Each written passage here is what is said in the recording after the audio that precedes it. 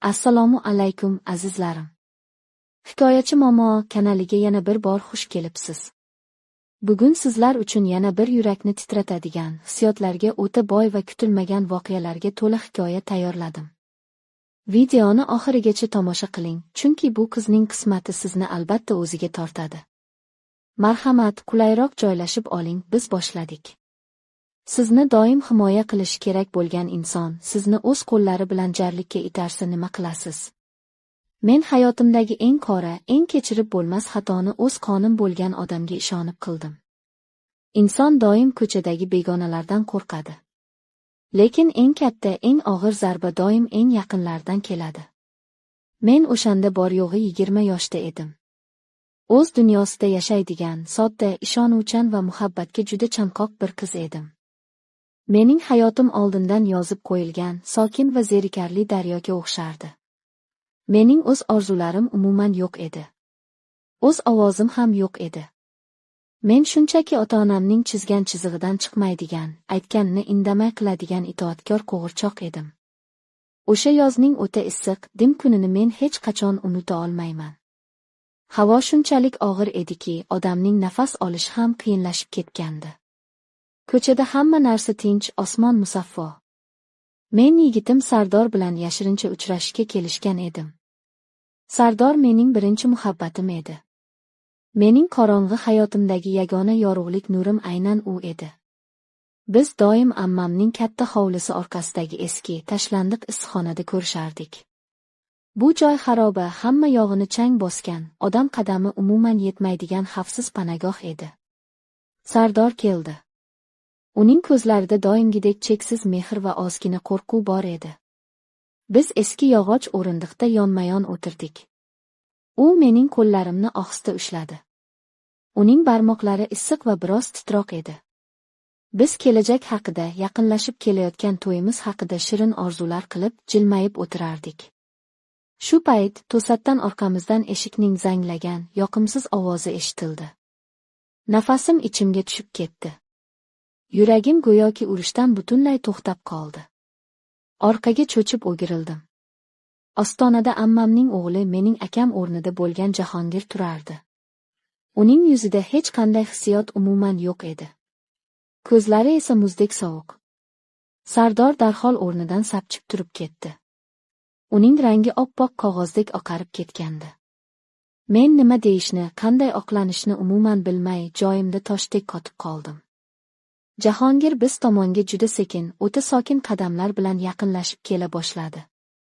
U qo'llarini cho'ntagiga solib, qoshlarini chimirgancha bizga tepadan mensimay tikilib turardi. Bu yerda nima qilib o'tiribsizlar, dedi u o'ta sovuq va keskin ohangda. Sardor og'zini ochib biror so'z deyishga jur'at qila olmadi. U shunchaki boshini egib jim turardi. Mening tomog'imga go'yoki katta musht tiqilgandek bo'ldi. Arang nafas olardim. Ovozim umuman chiqmadi. Jahongir bir necha soniya jim turib bizni diqqat bilan kuzatdi. Bu jimlik soniyalari menga butun boshli asrdek tuyuldi. Keyin u menga qarab bir qadam yaqinlashdi.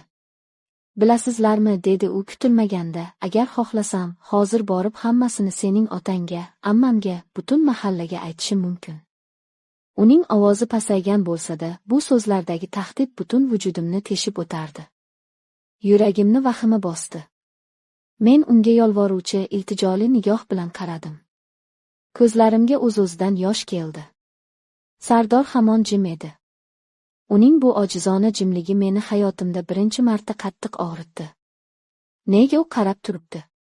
Nega meni himoya qilmayapti? Jahongir Sardorga qarab sovuq, masxarali tarzda kulimsirab qo'ydi. Sen ketaver, yigitcha, dedi u ko'zini uzmay. Men singlim bilan o'zim gaplashib olaman. Sardor menga bir marta aybdorona qaradi-yu, indamasdan boshini egib xonadan tezda chiqib ketdi.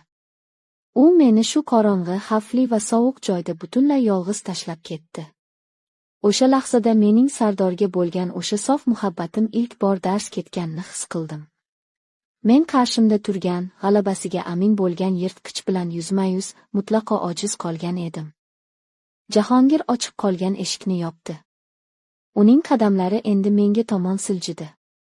Lekin baribir senga rahmim kelyapti, Laylo, dedi u juda past ovozda. U yonimga kelib, yelkamga qo'lini qo'ydi. Uning kafti juda issiq, lekin o'ta og'ir edi. Men qo'rquvdan qaltirab ketdim. Balki birovga aytmasman, agar men aytganimni qilsang, deb pichirladi u. Men hayron bo'lib, katta qo'rquv bilan unga qaradim. Nima demoqchisan o'zi, nima xohlaysiz mendan? U mening ko'zlarimga uzoq vaqt tikilib qoldi. Unda akalik mehri zarracha ham yo'q edi. Unda qandaydir qora, mutlaqo taqiqlangan, iflos ehtiros ochiq yonib turardi. Meni oilam borligini bilasan, dedi u. Lekin sen menga ko'proq yoqasan. Yigiting esa judayam ojiz. Xohlasang bu sirni bir umr yuragimda saqlayman. Ammo agar rad qilsang, ishonaver, ertaga buni hammayoq biladi. Mening miyam muzlab qoldi. Butun vujudimdan kuchli tok urib o'tgandek bo'ldi. Men o'zimni yo'qota yozdim. Bu axir mening ammamning o'g'li. Mening qon qarindoshim. Agar rad qilsam, u otamga borishini aniq bilardim. Otam esa bu katta sharmandalikni aslo ko'tara olmasdi. Otamning yuragi juda xasta edi. Mening bu kichik qilmishim uni shubhasiz o'ldirishi mumkin edi. Meni burchakka taqab qo'yishgandi. Men o'z otamning hayotini saqlab qolish uchun o'z yosh hayotimni do'zaxga sotishga majbur edim. Jahongir yonimda sovuqqon kulimsirab javob kutib turardi. Men ko'z yoshlarimni yutib sekin boshimni egdim. Bu harakatim rozi bo'lishimni anglatardi. U bir zum jim qoldi. So'ng asta yelkamga qo'lini qisdi. Ajoyib qaror, dedi u sekin, sen bundan afsuslanmaysan. Balki butunlay boshqacha tuyg'ularni kashf qilarsan. O'sha tundan boshlab mening butun hayotim dahshatli va qora tushga aylandi. Hammasi butunlay o'zgardi. U menga har kecha tinmay yozadigan, yashirin uchrashuvlarga chaqiradigan bo'ldi. Avvaliga men o'zimni o'ldirishni, uzoqlarga qochib ketishni juda ko'p o'ylardim. O'zimni o'ta yomon va iflos his qilardim. Lekin u shunday ayyor, shunday usta ediki, meni o'zining psixologik to'riga butunlay o'rab olgandi. U bilan o'tkazgan o'sha ilk tun ham qattiq hayajonli, ham chidab bo'lmas darajada og'riqli edi. Yuragimda haligacha Sardorga bo'lgan muhabbat tirik edi. Ammo Jahongir bilan kechgan lahzalar mutlaqo boshqa bir olam, boshqa bir hissiyot edi.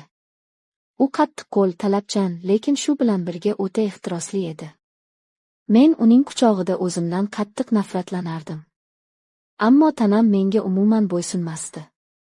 Bu juda zaharli, qonni qaynaydigan, lekin taqiqlangan olov edi. Shu tarzda men ikki mutlaqo qarama-qarshi olam o'rtasida sarson yashay boshladim. Kunduzi men Sardor bilan uchrashardim. U bilan shirin kelajak haqida xotirjam gaplashardim. Kechasi esa Jahongirning zulmatli, sirlarga va ehtirosga to'la dunyosiga sho'ng'irdim. Har tun Jahongir bilan yashirincha ko'rishar, sokin, ammo g'amgin lahzalarni boshdan kechirardim. Sardor yonimda o'zini yaxshi va mehribon yigitdek tutardi. Lekin u menga suyanadigan qoyadek tuyulmasdi. Jahongir esa meni butunlay boshqarar, har bir nafasimni o'ziniki qilib olgandi.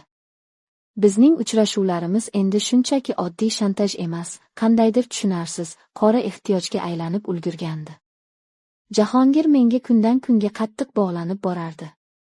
U meni hammadan ochiqchasiga qizg'anardi. Ba'zida u meni o'ziga haddan ortiq jalb etayotganini o'zi ham umuman bilmasdi. Lekin uning nigohlaridagi chaqnab turgan olov buni doim oshkor qilib turardi. Men har kuni oynaga qarab o'zimni o'zim tanimay qolardim. Ichimdagi o'sha sof, begunoh va kulib turuvchi Laylo o'lgan, uning o'rniga yolg'onchi, ikki yuzlamachi ayol kelgandi. Sardor ham nimadir noto'g'ri ekanini seza boshlagandi. Ayolning ko'zlari hammasini darrov sotib qo'yadi. U so'nggi paytlarda juda ko'p savol beradigan bo'ldi. Ko'zlarimga tikilib, hammasi joyidami, men senga yetarli emasmanmi deb so'rardi. Men har gal uning ko'ziga qarab yolg'on gapirishga majbur bo'lardim. Men o'zimni ich-ichimdan yeb bitirayotgan edim. Qattiq vijdon azobi meni asossiz kemirardi. Bir tarafda sof, toza muhabbat. Ikkinchi tarafda esa xavfli, qiziqarli va og'riqli ehtiros. Kuz oylarining oxirida bir tun Jahongir meni yana uchrashuvga chaqirdi. U doimgidan butunlay boshqacha edi.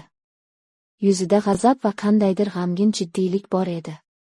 Men eshikdan kirishim bilan u qattiq tortib ko'zimga tikildi. Bilasanmi, dedi u sovuq ovozda. Endi men seni faqat o'zimnikidek his qilishni xohlayman. Yigitingga o'zing ayt yoki men aytaman. Men sendan endi voz kecha olmayman. Bu so'zlar yuragimni butunlay muzlatib qo'ydi. Endi u shunchaki oddiy tahdid emas, chinakam qat'iy talab bilan chiqayotgandi. Endi bu oddiy o'yin emasdi. U menga umuman tanlov qoldirmadi. Men ikki olamdan birini aniq tanlashim kerak edi. Yoki har ikkisidan birdaniga ajralishim shart edi. Men u yerdan nima deyishni bilmay qochib chiqdim. Lekin inson reja tuzadi, taqdir esa uning ustidan kuladi deganlari rost ekan. Bir necha hafta o'tdi. Tanamda g'alati, tushunarsiz va qo'rqinchli o'zgarishlarni seza boshladim. Ertalablari boshim qattiq aylanar, sababsiz holsizlik va ko'nglim tinmay aynirdi. Boshida buni oddiy charchoqdan, asabiylashishdan deb o'ylab o'zimni tinchlantirdim. Lekin ichimni qandaydir sovuq, dahshatli xavotir qamrab olgandi. Bir kuni dorixona yonidan o'tayotib o'zimni majburlab ichkariga kirdim. Oldim. Uyga qaytib hammomga kirib eshikni qulflab oldim. Qo'llarim tinmay qaltirardi. Men natijani kutib turganda butun umrim, xatolarim ko'z o'ngimdan birma-bir o'tdi. Teskga qaltirab qaradim. Ikkita aniq qizil chiziq paydo bo'lgandi. Men homilador edim. Yuragim urishdan butunlay to'xtab qolgandek bo'ldi. Ko'zlarimdan duv-duv issiq yosh to'kildi. Nafas ololmay qoldim. Hammom poliga o'tirib ovoz chiqarmay dod soldim. Lekin eng dahshatlisi umuman bu emasdi. Eng dahshatlisi bola aniq kimdanligini bilmasdim. Men Sardor bilan ham, Jahongir bilan ham birga bo'lgan edim. Tuban ehtirosli kechalar ham, sof uchrashuvlar ham aralashib ketgandi. Hisoblab ko'rsam, aynan o'sha kunlar Jahongir bilan bo'lgan yashirin uchrashuvlar davriga ham to'g'ri kelardi. Qanday qilib bunday baloga giriftor bo'ldim? Qanday qilib yashirsam ekan? Kimga ishonsam ekan tevarak atrofimda? Miyam og'riqdan yorilib ketay derdi. Otam bilsa nima bo'ladi? Men o'z o'limimni o'z bo'ynimga sirtmoq qilib osgan edim. 2 kundan keyin men Jahongir bilan uchrashishga majbur bo'ldim. U xabar yozib holjonimga qo'ymagandi. Biz yana ko'rishdik. Uning nigohlari judayam o'tkir edi. U yuzimga qaraboq nimanidir darrov anglab yetdi. Sening ko'zlaring boshqacha, nima bo'ldi o'zi, nimanidir yashiryapsan to'g'rimi, dedi u qoshlarini chimirib. Men inday olmadim.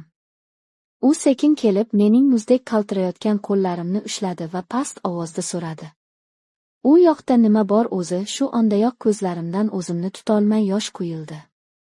Men homiladorman, dedim yig'lab. Lekin bilmayman bu kimdan. Jahongir chuqur va og'ir nafas oldi. Uning qattiq changali birdan bo'shashib ketdi. U bir qadam orqaga tisarildi.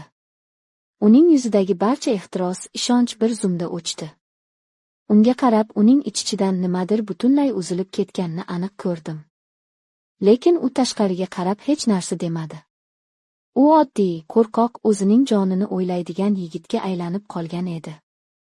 Endi yashirishning hech qanday foydasi yo'q, dedi u sovuqqonlik bilan. Haqiqat baribir yuzaga chiqadi. Uning bu gapidan keyin hayotimdagi har bir kunim do'zaxga, og'ir sinovga aylandi. Avvaliga Jahongir 2 kun jim turib yo'qolib ketdi. Lekin oradan 2 kun o'tmay u meni uchrashuvga chaqirdi. Unga qarab yuragimda qandaydir ilinj so'nayotganini his qildim. Men tayyor emasman, dedi u yuzini chetga burib. Bilasanmi, boshida bu ish men uchun qiziqarli o'yin edi. Lekin endi bu o'yin jiddiy hayotga aylangan. Men bu og'ir yukni ko'tara olmayman o'z zimmamga. U shunday dedi-yu, indamasdan ketdi. Menga hatto oxirgi marta qayrilib ham qaramadi. U meni qorong'ilikda, loy va sharmandalik ichida yakka o'zimni tashlab ketdi. Endi navbat Sardorga kelgandi. Yigitimga bor haqiqatni aytish undanda og'irroq, azobliroq bo'ldi. Men Sardor bilan uchrashib, yig'lab hammasini tan oldim. U jim eshitdi. Uning rangi oppoq oqarib, lablari pirpirab qaltirardi. U ko'zlarimga diqqat bilan tikilib uzoq jim qoldi. Men u baqiradi, meni uradi deb o'ylagandim. So'ng bir og'iz so'z aytdi xolos. Men seni butun vujudim bilan sevardim, Laylo. Lekin endi senga bir umr ishonolmayman. U shunday dedi-da, mening g'amgin yuragimni ezib,